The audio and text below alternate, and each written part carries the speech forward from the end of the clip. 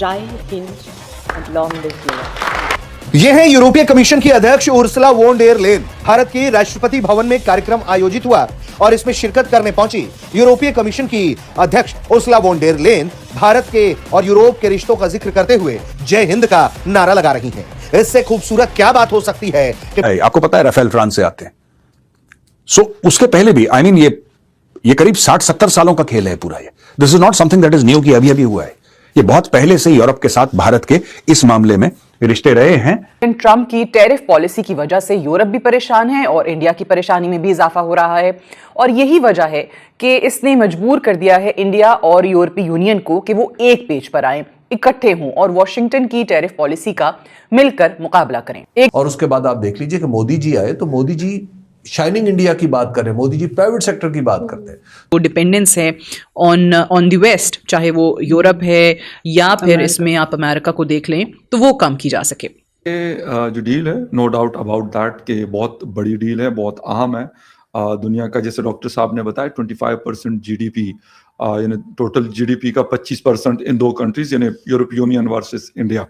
तकरीबन 2 बिलियन लोग इससे फायदा उठा सकेंगे। भारत और यूरोप अपने रिश्ते को मजबूत करने के लिए इस तरह की गर्म जोशी दिखा रहा है। भारत यूरोप के रिश्ते कितने मजबूत हैं और आगे कैसे मजबूत होंगे, इसका जिक्र किया खुद उर्सुला वॉन डेर लेन ने। The relationship between Europe and India goes back thousands of years. We have long been connected and inspired through trade, science and culture. Bharat ने जो डील साइन करी है उसमें डेयरी प्रोडक्ट और cereals which is a resultant of agriculture, ये सारी की सारी चीजों को डील से बाहर रखा है। यानी कि जो किसान भाई हैं, जो डेयरी का काम करते हैं, दूध वगैरह का काम, उन लोगों को इससे बाहर रखा गया है कि आपको कोई फर्क नहीं पड़ेगा, आप चिंता मत करो। इंडियन हुकूमत ने ऐसे में किया क्या है कि उन्होंने वॉशिंगटन को यह पैगाम दिया है कि अगर हम पे प्रेशर इसी तरीके से बढ़ाया गया तो फिर हम अमेरिका की बजाय यूरोप का रुख करेंगे और इसी सिलसिले में इंडिया और यूरोपीय यूनियन की एक बहुत बड़ी तारीखी डील होने। इस वक्त दोनों तरफ, ईयू भी एंड इंडिया भी, मैं कहूंगा कि अमेरिका या खासतौर पर डोनाल्ड ट्रंप की अगर मैं बात करूं, इस वक्त पूरी दुनिया को वो सता रहे हैं। तो दोस्तों, जय हिंद जय यूरोप का नारा उर्सुला वॉन डेर लेन जी के मुंह से सुन के पूरी दुनिया हैरान है, खास करके पाकिस्तानी। उन्हें ये यकीन नहीं हो रहा कि उर्सुला वॉन डेर लेन जी आके तो भारत में ऐसी ऐसी बातें भी कह सकती हैं जो पाकिस्तानियों को मतलब सुनते ही कान फट जाएगा, कान जल जाएगा। जय हिंद जय यूरोप, ये भारत में नारा चलता है ना अधिकतर, जय हिंद और जय किसान जय जवान। तो इस तरीके का एक मतलब उन्होंने नारा दिया, जय हिंद जय यूरोप, यानी भारत का भी विकास हो और यूरोप का भी विकास हो। सो बेसिकली ये पाकिस्तानियों को बहुत ज्यादा जलन मच रही है। मैं देख रहा हूँ वो कह रहे हैं कि जी अब तो अमेरिका को, यूरोप को भी सबक सिखाना चाहिए, बिकॉज यूरोप अपनी लिमिट्स पार कर रहा है।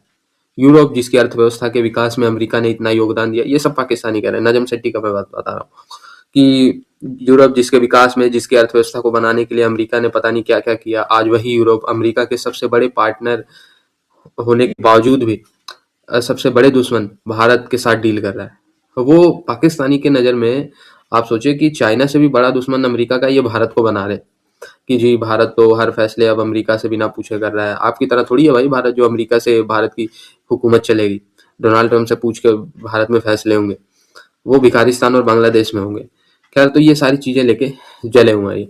ऊपर से जो बड़े बड़े सेक्टर्स थे जिसमें भारत पे 10 से 15%, 20% टैरिफ लगाया हुआ था यूरोप के देशों ने, वो टैरिफ भी रिड्यूस कर दिया।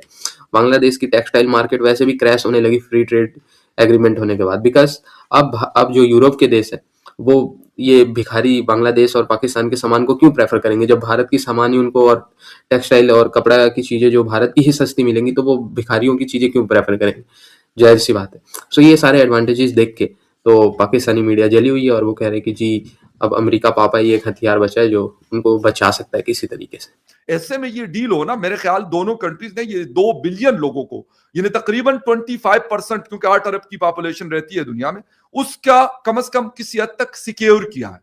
3 सेक्टर नहीं है इसमें, जिस तरह डेयरी का उन्होंने कहा, एग्रीकल्चर का और शुगर से रिलेटेड, क्योंकि इंडिया एग्रीकल्चर में काफी सारी चीजें ऐसी हैं जिसमें सेल्फ सफिशिएंट है और मेरे ख्याल उनको कोई जरूरत भी नहीं होती, एक बहुत बड़ी उनकी खुद की बहुत बड़ी इंडस्ट्री है, तो शायद इस वजह से भी उन्होंने नहीं किया।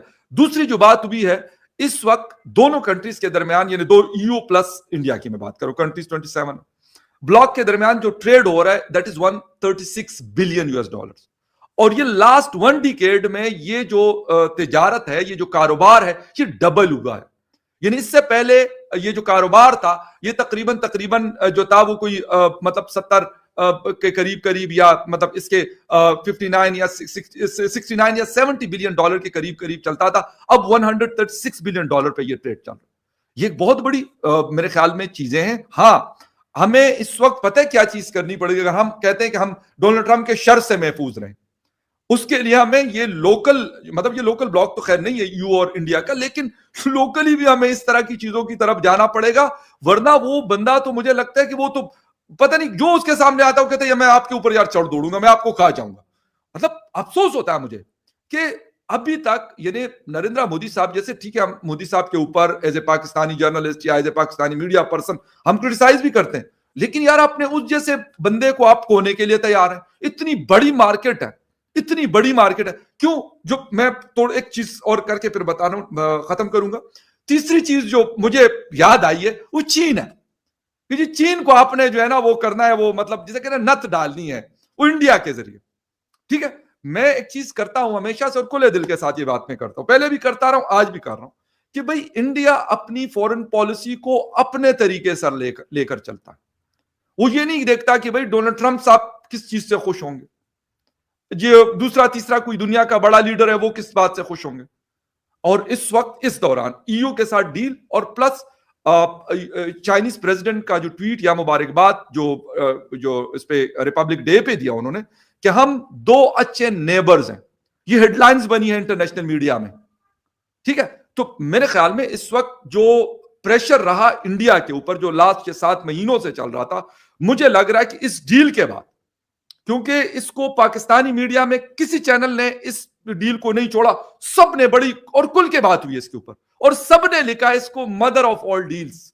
पाकिस्तानी मीडिया की बात कर रहा हूं, आप बेशक पाकिस्तान का इंग्लिश मीडिया देख लें या उर्दू मीडिया देख लें, दोनों में आपको ये टॉप हेडलाइंस में नजर आ रही है चीज। उनके इंटरेस्ट को प्रोटेक्ट किया गया है और ये डील साइन कर दिया। 96%, 96% एक्सपोर्ट फ्रॉम बोथ साइड्स।